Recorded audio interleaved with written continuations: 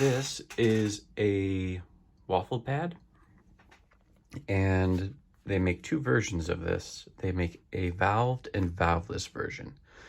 This, as you can see, it is flat, is a non-valved version, which means you can't reinflate it once it's flat. And there's been a hole put in here somewhere, but looking at the seams of the plastic or vinyl, whatever it's actually made of, you can see where they put the air in originally, and then put so much air in and then just stamp it off. So however that's done, stamp it off with some heat and seal it closed. So what we're gonna do to re-inflate this is I've taken a toothpick, and right where the valve is at, I've just kind of poked a little hole to get the toothpick in there and started. And the goal is to try to work it in between the two layers, because there's a top layer and a bottom layer. And I want to get it, sorry guys, I want to get it started between the layers, so you can see it's not poking through that side. Flip it over, and it's not poking through that side.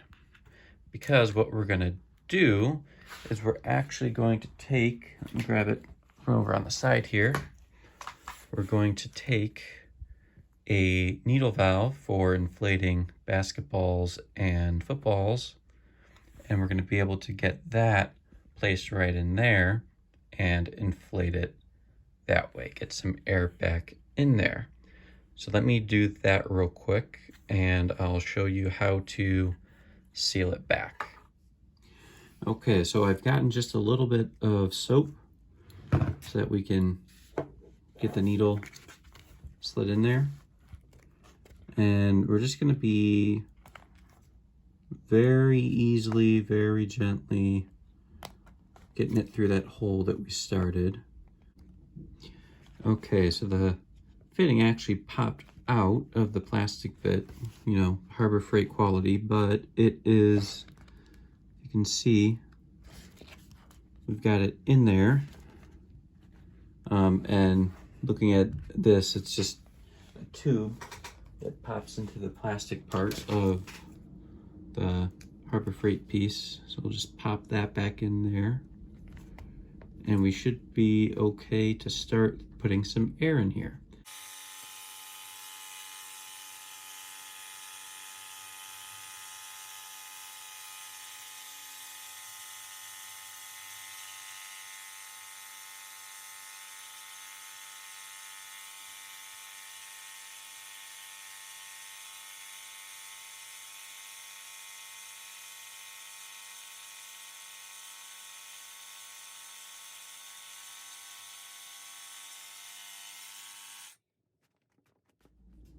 Okay, so now we have that inflated and looks about right.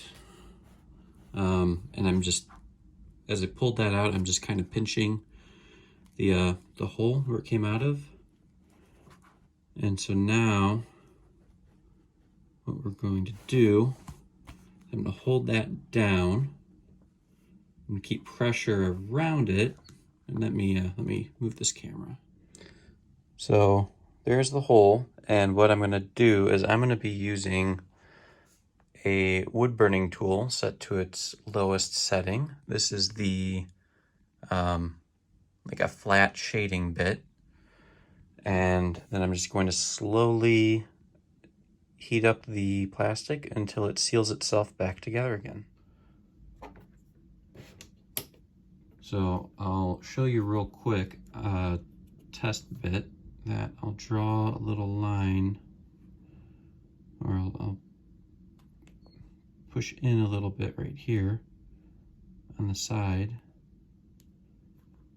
Let's see if I can show you these little marks. So that shows that it's melting. You don't want to be too aggressive with this. You just want it to be just enough to work the plastic without melting or burning it too much. And we're just going to go over that seam a few times. We're gonna just kind of work it flat, work it self-closed again.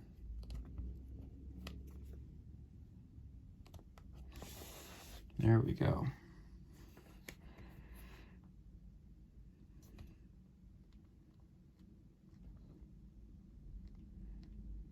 There we go.